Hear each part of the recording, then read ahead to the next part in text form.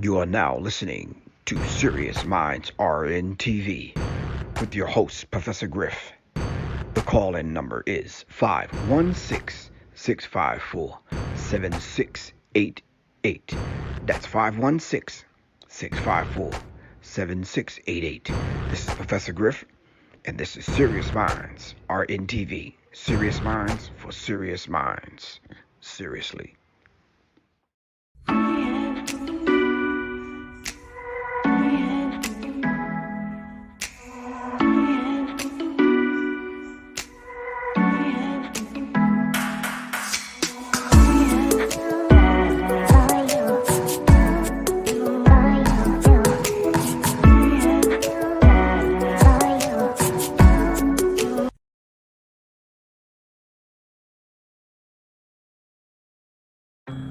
Greetings, family. The Resurrection Formula is on sale now. You can order it at www.professorgriff.me or simply call 678-557-2919 or just text 678-557-2919 or scan the QR code on the screen. This is Professor Griff. Thank you very much. The Resurrection Formula is on sale now at www.professorgriff.me. Thank you.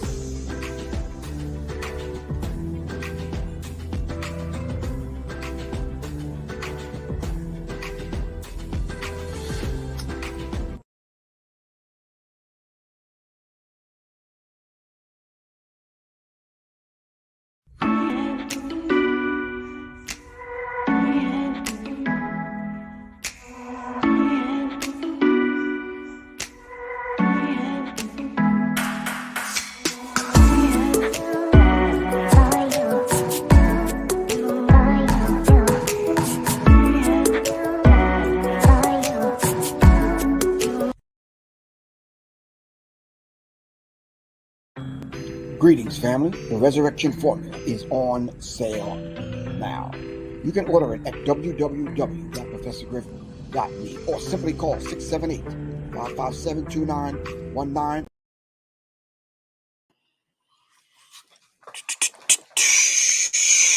Greetings, family. Greetings. How's everyone doing? All right, it's Professor Griff, and of course, this is Serious Minds RNTV. Shout out to the Serious Minds family. Thank you for joining me this late evening. All right, I guess there's this thing called life that we all have to kind of deal with. I'm coming on late. I meant to come on early, but yeah, just some things I had to take care of. I had a client today all the way at the Georgia firing line, so up there training and just kind of reminding people that you got to train. I'm hearing more and more about information dealing with this situation in Buffalo, and it's like a lot of things are being revealed to us that we need to pay strict attention to. We need to start reading between the lines of what these people are not saying. All right. Anyway, greetings to the Serious Minds family. Shout out to everyone that decided to join us tonight. Shout out to Quan. Happy born day, Quan. Do your thing. We know you somewhere really happy, bubble bath, probably riding a horse or sliding down side of a mountain somewhere doing backflips or something that you do. Quan be doing some, yeah. Anyway, shout out to Quan. Happy born day. Tito Saunders, man, where you been, bro? All right. Dwayne Kuzar, what's going on, man? S1W. Sammy Clay, what's happening? Shout out to the Serious Minds family. Shout out to everyone that is on IG, YouTube, Facebook. Thank you all very much for joining me this evening. All right, we're gonna dive into this subject, and I'm not sure how long I'm going to be on here. And I hope everyone has something to contribute to the conversation. All right. Today we're going to be talking about our good brother, Malcolm X, who would have been 97, I believe. Help me out. I believe he would have been 97 years old today. All right. All right. So I want to hear from everyone a Malcolm X quote. And don't give me the normal ones. All right. We already know about that's the name of the program tonight, Any Means Necessary. All right. Message to the grassroots. All right. I want to hear one that you know. One that moved you. What was it about Malcolm that moved you? We're not here to discuss his relationship with the most honorable Elijah Muhammad, because if it was not for the most honorable Elijah Muhammad, you would not have Malcolm. All right. I don't want to hear anything tonight about the rift between him and the nation, or him and the Honorable Minister Louis Farrakhan. We want to celebrate Malcolm X, the man. All right. As a matter of fact, let's start off with what was the name that Malcolm chose to call himself after being out of the nation for 1 year, in the nation for 12 years and out of the nation for 1 year. What did Malcolm call himself? Because Malcolm X, that's not the name he chose for himself. That's the process he went through in the Nation of Islam. And all of us received an X. I received an X. If you haven't been through that process, you know absolutely nothing about what that process is like. All right? Okay. Sammy Clay said, who taught you to hate yourself?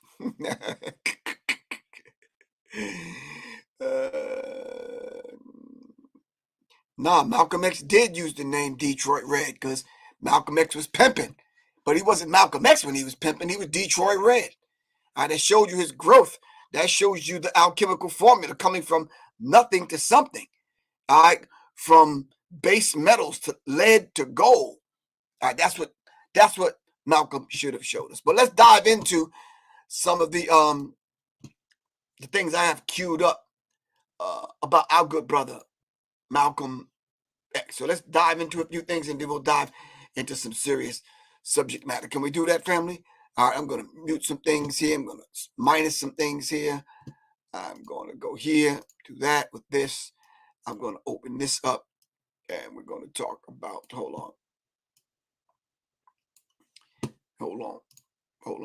on, fam. Let me get my bearings right here. Hold on.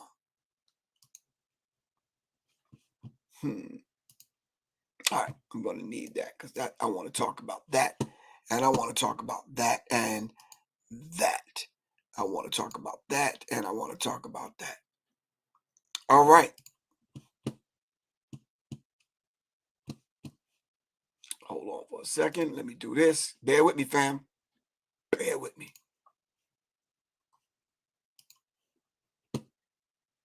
All right. I'm going to do that. All right. Let's talk. Here we go.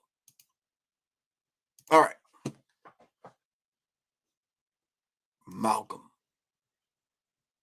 Here we go. Let me share my screen with you guys, and let's dive into this. All right.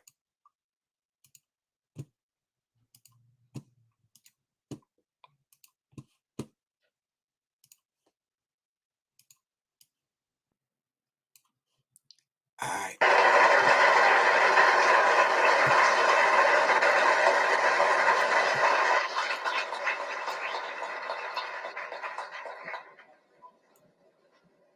Salam alaikum. Alaikum salam. Mr. Moderator, our distinguished guests, brothers and sisters, our friends and our enemies.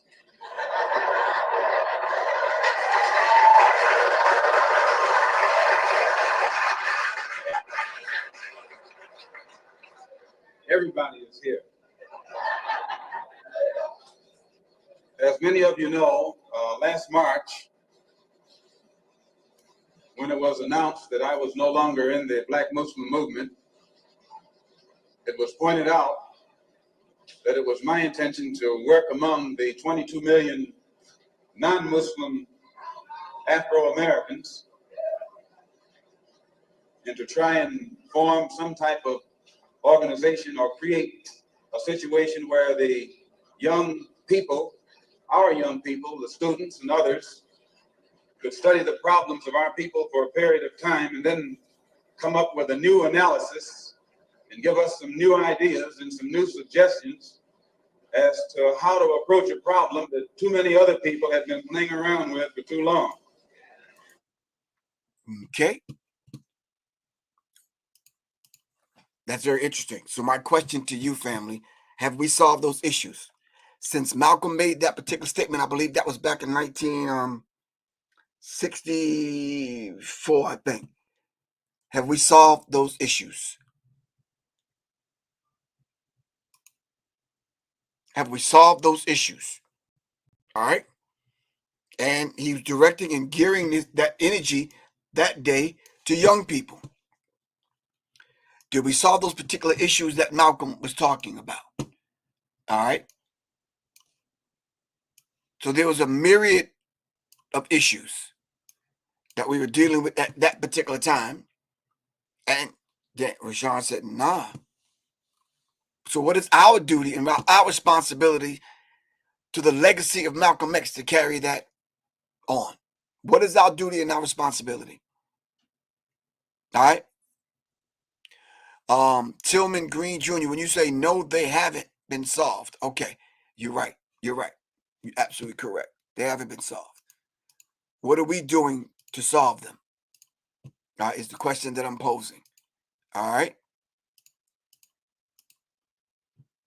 All right, here we go. Check this out.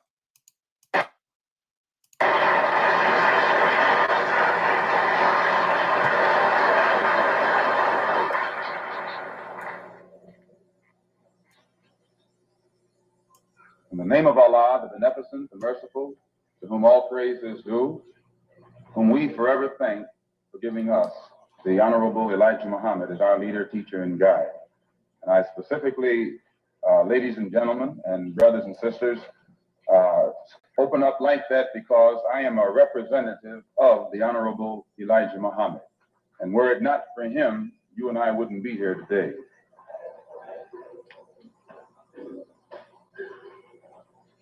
In order for you and me to devise some kind of method or strategy to offset some of the events or a repetition of the events that have taken place here in Los Angeles recently, we have to go to the root. We have to go to the cause. Dealing with the condition itself is not enough. We have to get to the cause of it all, or the root of it all. And it is because of our effort toward getting straight to the root that people oftentimes think we're dealing in hate. But first, I would like to congratulate and give praise to the Negro, so-called Negro leaders. Excuse me if I say so-called, it's hard for me to just outright say Negro when I know what that word Negro really means.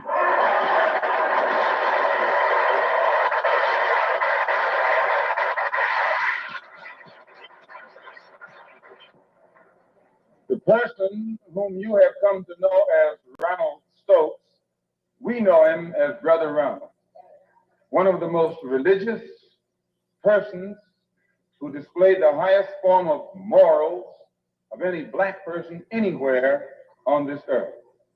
And as one of the previous speakers pointed out who knew him, everyone who knew him had to give him credit for being a good man, a clean man, an intelligent man, and an innocent man when he was murdered. The Negro, so-called Negro organizations and leaders should be given great credit for their failure or refusal to let the white man divide them and use them one against the other during this crisis.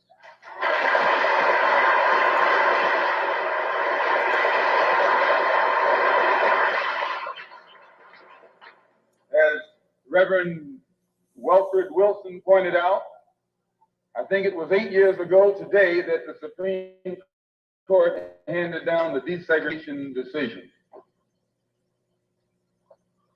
And despite the fact that 8 years have gone past, that decision hasn't been implemented yet.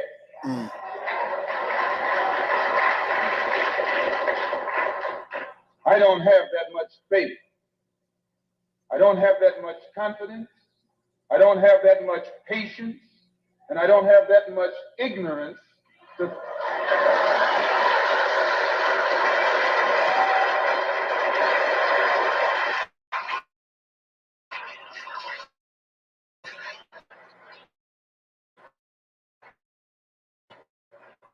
if the in the country can pass a decision that can't get even 8% in 8 years because it's for black people, then my patience has run out.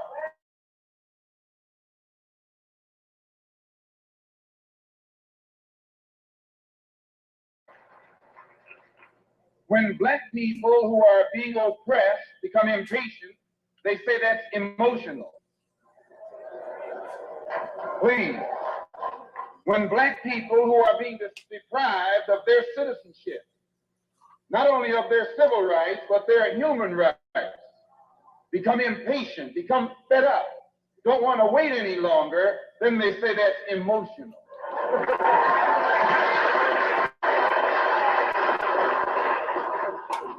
The so-called Negro leaders and organizations should be praised. They should be congratulated. They should be complimented. Because out of all of them combined, the white man has not yet found one who will play the role of Uncle Tom.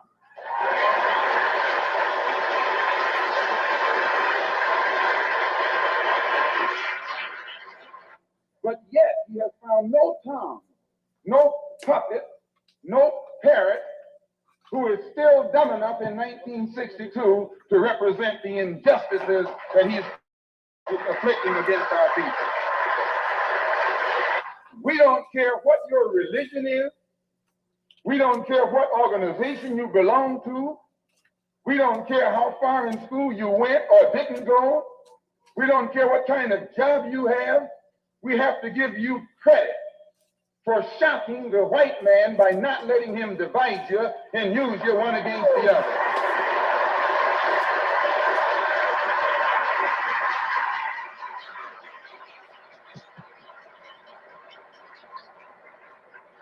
In the past, the greatest weapon the white man has had has been his ability to divide and conquer.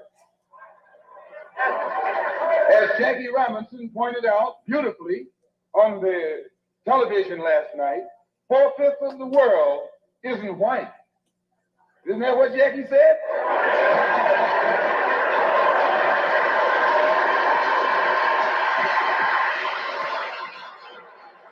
And if 4/5 of the world is dark, how is it possible for 1/5 to rule, oppress, exploit, dominate, and brutalize the 4/5 who are in the majority? How do they do it? Divide and conquer. If I take my hand and slap you, you don't even feel it. It might sting you because these digits are separated. But all I have to do to put you back in your place is bring those digits together.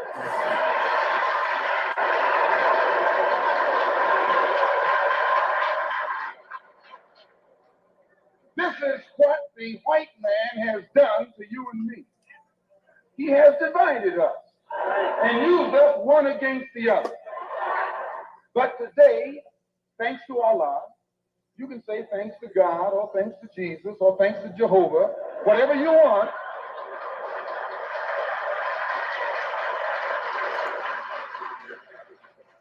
But as a follower of the Honorable Elijah Muhammad, we have been taught to say thanks to Allah. And that's what Jesus said. Jesus called on Allah. He said, Allah, Allah, lama asabachthani. And I believe what's good for Jesus is good for you. If Allah was good enough for Jesus to call upon, I think he should be good enough for you to call upon. Since the so-called Negro community has shocked the white man by resisting all efforts to divide us, I think that you and I should continue to shock him by staying and working together in unity. Despite religious, political, economic, or educational or social differences, let us remember that we are not brutalized because we're Baptists. We're not brutalized because we're Methodists. We're not brutalized because we're Muslims. We're not brutalized because we're Catholics. We're brutalized because we are black people in America. Here, your mother is being raped and you're not supposed to be emotional.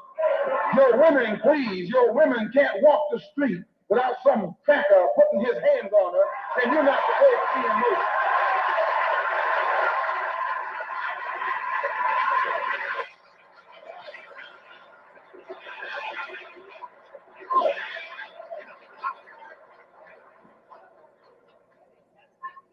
If you say that you're fed up, if you teach the Negroes that don't even know their own name. Why? Because he took it away from them. Please. 20 million black people don't even know their own language. Why? Because he took it away from them. 20 million black people who don't even know the history of their ancestors. Why? Because he took it away from them. And if you're trying to tell them how thoroughly and completely they've been robbed, he says you're teaching hate.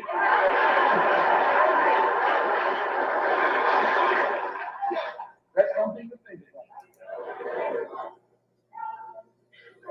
Today you are coming out of college. You're coming out of the leading universities. You're trying to go in a good direction, but you don't know which direction to go in. And if somebody tries to take you right to the root of your problem, they say that that man's a hate teacher. If I ask why should the senators in Washington, and then again, if we tell you that Negroes are being hung on the tree or being shot down illegally, unjustly, and those Negroes should do something to protect themselves, you say you're advocating violence. The white man is tricking you. He's trapping you. He doesn't call it violence when he lands troops in South Vietnam. Please. He doesn't call it violence when he lands troops in Berlin. When the Japanese attacked Pearl Harbor, he didn't say get nonviolent. He said, praise the Lord, but pass the ammunition.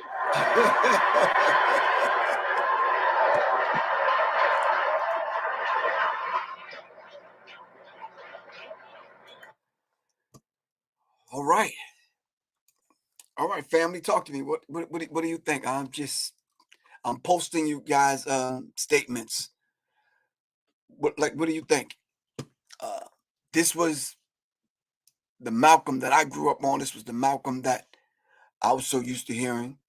The first clip I played was Malcolm outside of the nation, because you saw Malcolm with the beard. This Malcolm X was the Malcolm X that was still in the Nation of Islam, and you could tell by the different greeting that Malcolm gave. So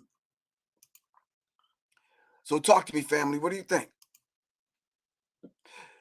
I think just like with the other black leaders, I think they want to kind of remake a Malcolm and feed us a Malcolm that they are comfortable with,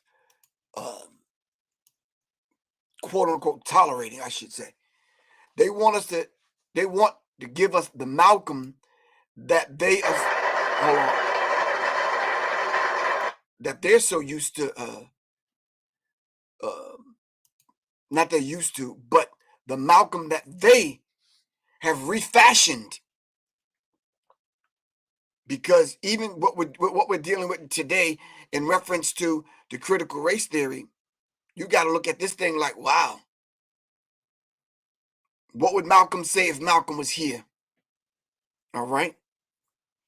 And then where's the Malcolms of today?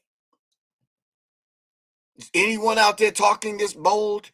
Anyone out there trying to live this righteous, clean life to bring our people to, hold on for a second, fam. He doesn't call it. Hold on. So the answer to that question should be yeah. You the one that should be living this kind of life. All right. So hold on, fam. Let me just pull this other information up that I had. I had it queued. Roland Martin is host of the Roland Martin Unfiltered Daily. Hold on, not that. No, not that. Not that. Let me get rid.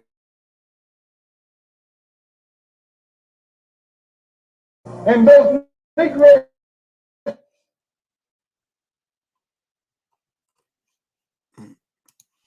So all of a sudden now, I guess they're gonna start messing with the feed now. Woo, yeah. All right.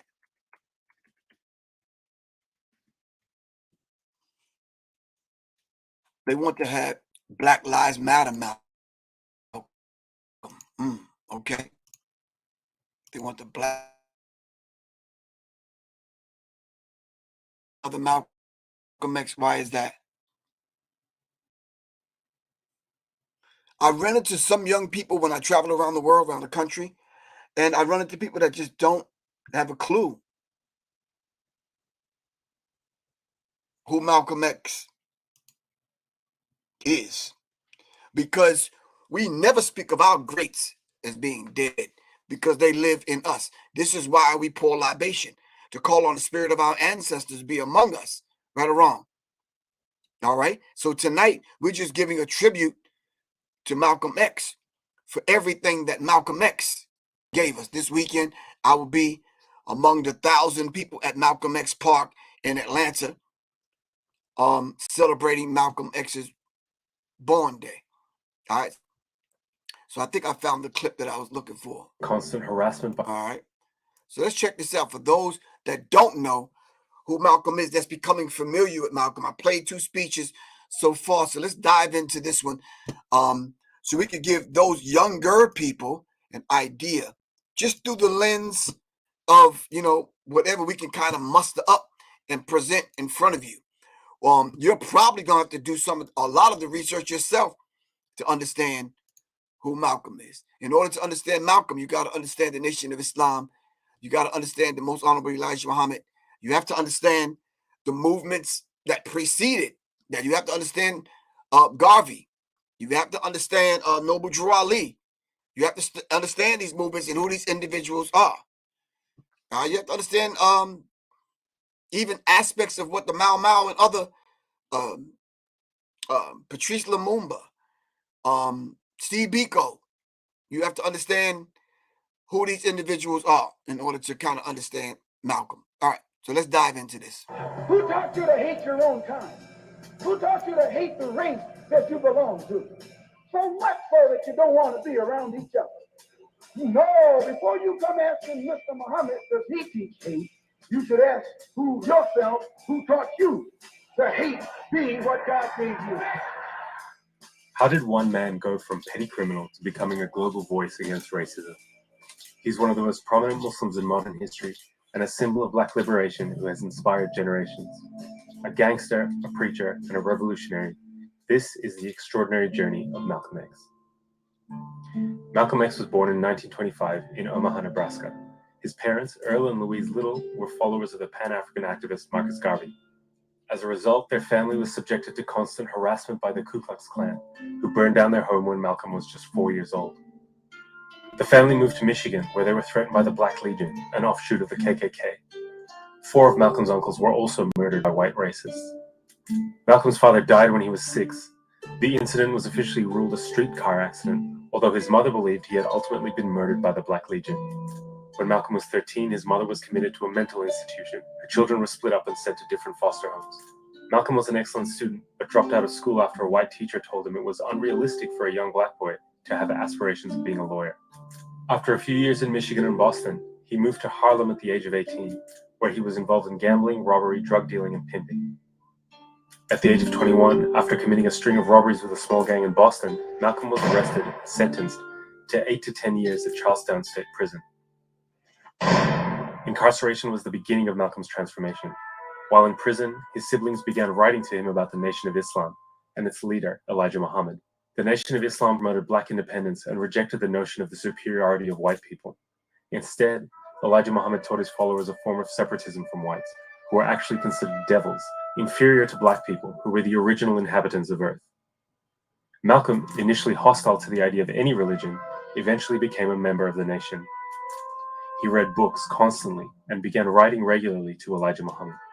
Muhammad's followers were taught to abandon their given family names, as they were actually the names of former slave owners. So Malcolm Little became Malcolm X.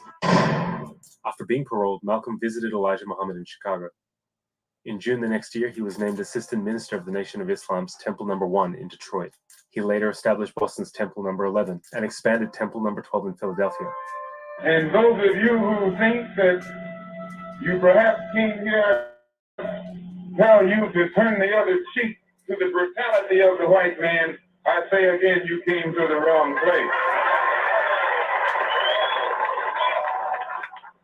Finally, he was selected to lead Temple No. 7 in Harlem, where he was responsible for a huge surge in membership. We don't teach you to turn the other cheek. We don't teach you to turn the other cheek in the South, and we don't teach you to turn the other cheek in the North. We teach you to obey the law. We teach you to carry yourselves in a respectable way. But at the same time, we teach you that anyone who puts his hand on you, do your best to see that he doesn't put it on anybody else. The FBI now had him under surveillance due to his sudden profile as the nation's rise to national prominence happened in 1957, when he intervened at a police station to arrange for medical assistance and legal help for members of the nation who had been beaten and arrested by New York police. The crowd of protesters outside grew to almost 4,000. Witnessing Malcolm's control of the crowd shook the New York Police Department.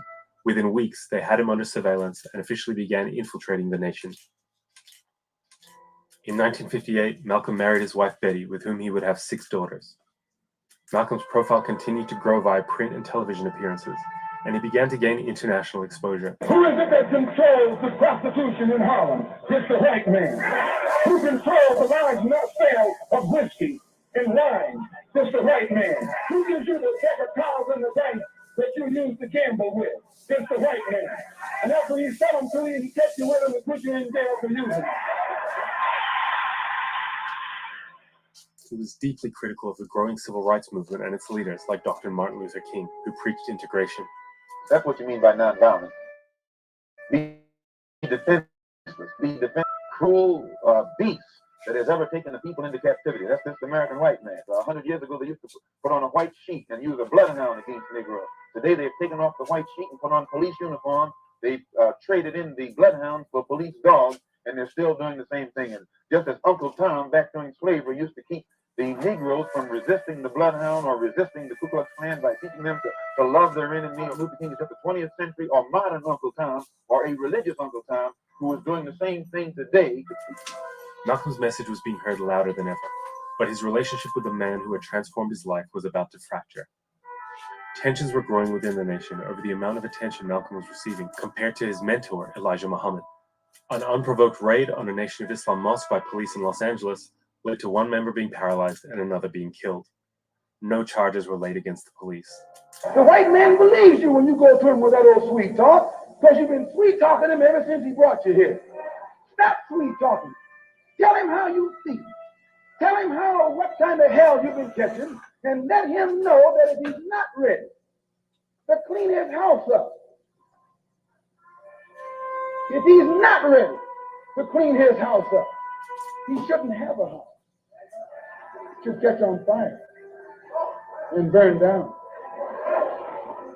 Malcolm was reportedly stunned by Elijah Muhammad's refusal to allow any form of response or retaliation for the incident. The two also disagreed over Malcolm's desire to begin working with civil rights organizations, black politicians, and other religious organizations. Then, suddenly, here is a bulletin from CBS News. 3 shots were fired at President Kennedy's motorcade in downtown Dallas. President Kennedy has been seriously wounded. Malcolm's response to the Kennedy assassination led to him being officially silenced for 90 days. Malcolm X, you were involved in a controversy some months ago with your leader. Is that over? Well, I've been silent for the past 90 days because of some statements I made concerning the President of the United States, which were distorted. They were distorted. And yes. What did you say, Malcolm? Well, I said the same thing that everybody says, that his assassination was the result of the climate of hate. Only I said the chickens came home to roost, and which means the same thing. In March of 1964, Malcolm publicly announced his break.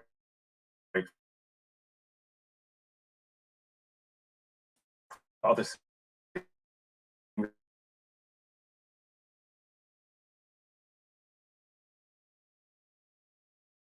and knew was told to me by Mr. Muhammad's son, Wallace Muhammad himself. They put me out and they put him out. Who is the father of all of these various children whom you have enumerated? The first one to tell me who the father was Wallace Muhammad. He told me that the father was Elijah Muhammad himself. And how many of these illegitimate children did he father with the sisters? Well, he made 6 sisters pregnant. They all had children. 2 of those 6 had 2 children. That there is a 7th sister who is supposed to be in Mexico right now, and she's supposed to be having a child by him. Are you not perhaps afraid of what might happen to you as a result of making these revelations? Oh, yes. I probably am a dead man already. After splitting from the nation, Malcolm began learning the tenets and practices of Sunni Islam. He founded the Muslim Mosque Incorporated, a religious organization, and the Organization of Afro-American Unity, a non-religious group promoting Pan-Africanism. He had softened his position on Martin Luther King, who he met only once in person. And later the same year, he performed Hajj, the Muslim pilgrimage to Mecca. This was to be yet another transformative experience for him. When I was on the pilgrimage, I had close contact with Muslims whose skin would in America be classified as white, and with Muslims who themselves would be classified as white in America. But these particular Muslims didn't call themselves white. They looked upon themselves as human beings, as part of the human family, and therefore they looked upon all other segments of the human family as part of that same family. Now, they had a different look or a different air or a different attitude than that which is reflected in the attitude of the man in America who calls himself white. So I said that if Islam had done that for them, perhaps if the white man in America would study Islam, perhaps it could do the same thing for him. After Mecca, Malcolm made 2 trips to Africa, meeting officials and speaking on radio and television across the continent. In Cairo, he attended the 2nd meeting of the Organization of African Unity and met Africa's most high-profile leaders, including Kwame Nkrumah of Ghana, Gamal Abdel Nasser of Egypt, and Ahmed Ben Bella of Algeria, who all offered him official positions in their respective governments. He met with Fidel Castro and was one of the first African-American leaders to meet the newly created Palestinian Liberation Organization, and was one of the pioneers of a tradition of Black Palestinian solidarity that would be continued by the Black Panther Party and the Black Lives Matter movement. A common misconception about Malcolm's philosophical evolution is that his process of turning to Sunni Islam softened his political positions. While it's true that Malcolm abandoned some of the nation's more extreme separatist positions on race, he remained a staunch Black nationalist. I think what a lot of people are interested in, Malcolm, is whether this experience has made you feel that your feelings have changed, that the animosity you have expressed in the past toward all fights. There's one thing that I want to make clear. No matter how much respect, no matter how much recognition whites show toward me, as far as I'm concerned, as long as that same respect and recognition is not shown toward every one of our people in this country, it doesn't exist for me.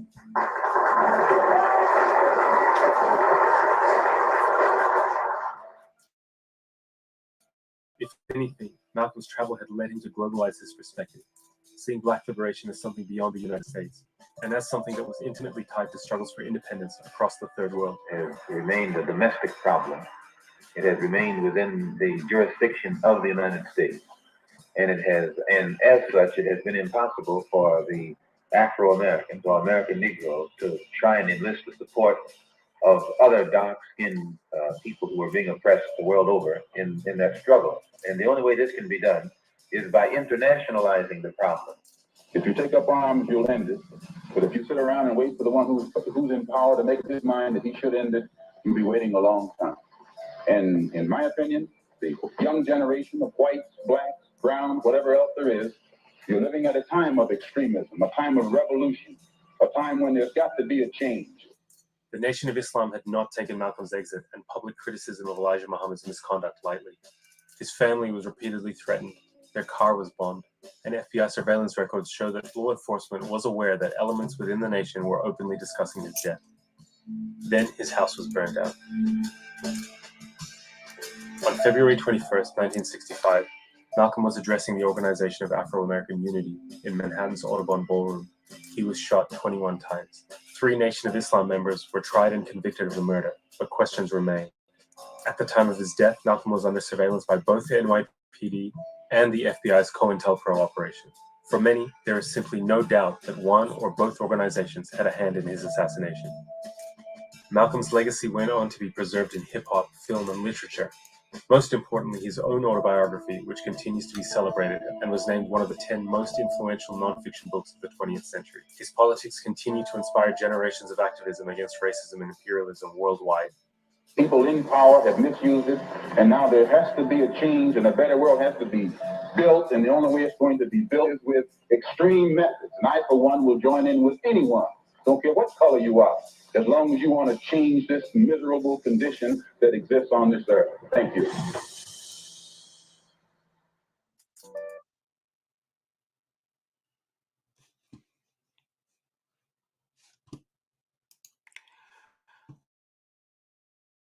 All right, family, I think I can kind of pause it there.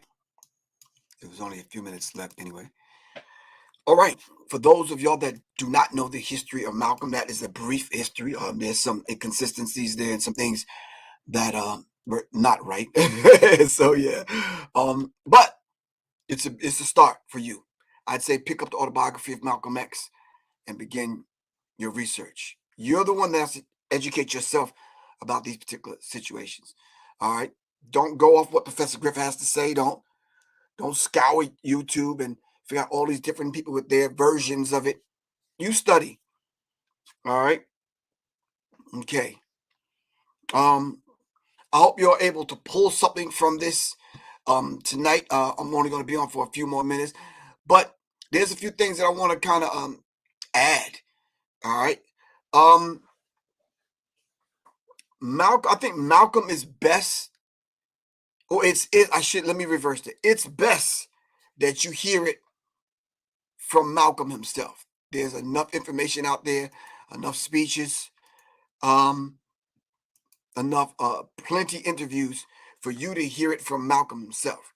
For me to sit here and give you quotes and tell you what I feel and think about what happened with Malcolm and that kind of thing, I think I would be doing you a disservice. All right. So you begin to study with scour. Just go online. There's some reading that you have to do. Autobiography of Malcolm X. There's some interviews that you have to watch. You understand it from your perspective. All right. So yeah, of course, you see how they took the life of Malcolm, whom they hated, and they turned around now and they're feeding it back to you in the form in which you just heard. I'd say there are people still alive that walked with Malcolm and soldiered with Malcolm. All right. Let's talk to some of them. All right. But like I said earlier, you have to study and understand and know the thing that made Malcolm X, which is the Nation of Islam. All right. Okay. Thank you all very much. Once again, shout out to Quan. Thank you very much, Quan. Thank you, Jonathan G. Really appreciate that. Shout out to Quan. Happy born day. I think Quan is about 21 years old or something like that. I'm not even sure. But anyway, I will be at the Malcolm X Festival this Saturday in Atlanta. And yeah, I think it's a beautiful thing. Light a candle tonight, a white one. All right, in memory of Malcolm. All right, take a picture of Malcolm and put him on your ancestor altar. All right, put a quote of Malcolm on the ancestor altar. All right, I saw one sister in the chat. She said, "I am Malcolm." I'm like, yes. I think it was Angel Dickerson. Oh, give thanks. That's what I want to hear. I want you to become Malcolm. Can you imagine if there was 100 Malcolms today in 2022?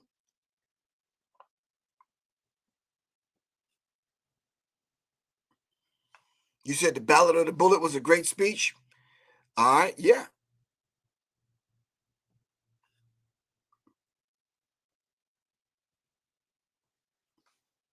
So I see they showed a glimpse of Public Enemy when I was showing that clip. It's like, okay. It's the second time I've shown something this week where I saw a Public Enemy in the mix. All right.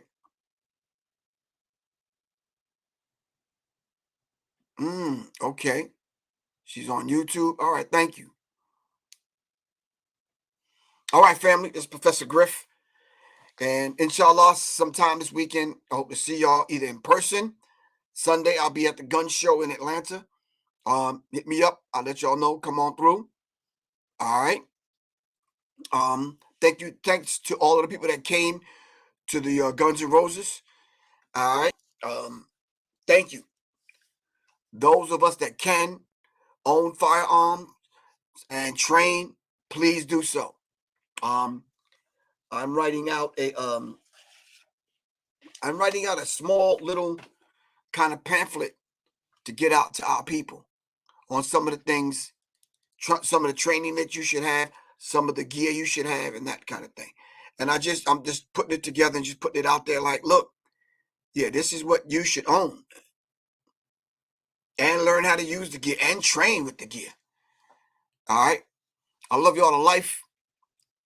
Y'all are the reason why I do what I do. I don't just do this just to be doing this. All right. I do this because of you. All right.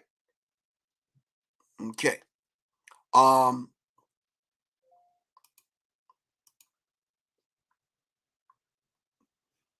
hope you were able to pull something. You said his sister, not his aunt? Oh, okay. All right. Salute to everyone. Thank you very much for supporting the platform. Thanks to everyone who has given a donation. Thanks for the people that just hit the Cash App, whether it was $2 or $20. Thank you very much. Really appreciate that. My Cash App is $ Professor Griff. If you want to support the platform, please do. I still have Resurrection Formula. I still have Serious Minds Brain Tonic. Matter of fact, let me take out these hats right now before I forget, man.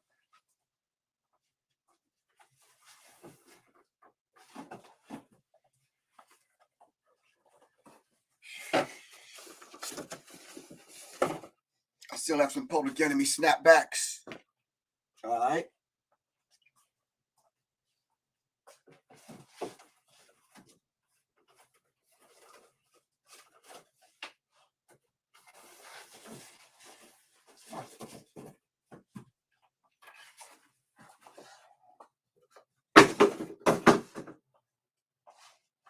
All right. Oh, okay. Still got some black on black. I got a few gold and black left, but still got the black on black joints. All right. Yo, hit me up. 678-557-2919. All right. All right, family. Hope you was able to extract something from this. All right. Stay prepared. Stay vigilant. You're right. Keep your head on swivel.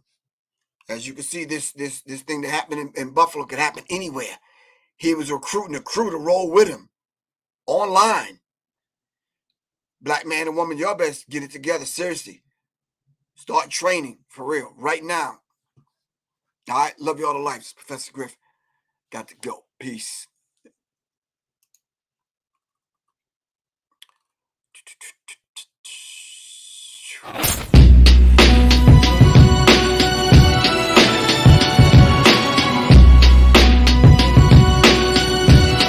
Breaking news.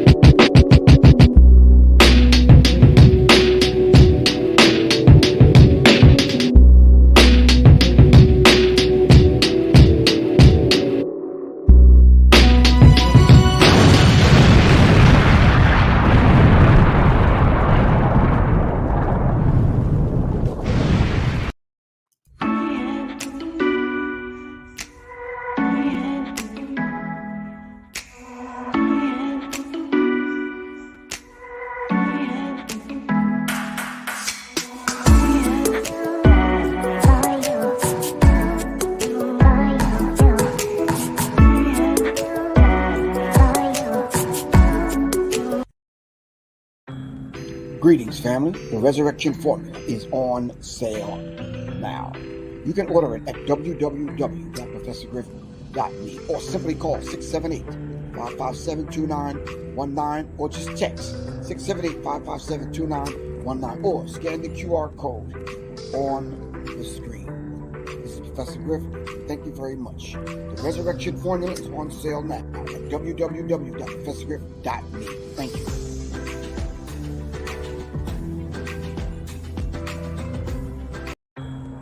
Greetings, family. The Resurrection Formula is on sale now. You can order it at www.professorgriff.me or simply call 678-557-2919 or just text 678-557-2919 or scan the QR code on the screen. This is Professor Griff. Thank you very much. The Resurrection Formula is on sale now at www.professorgriff.me. Thank you.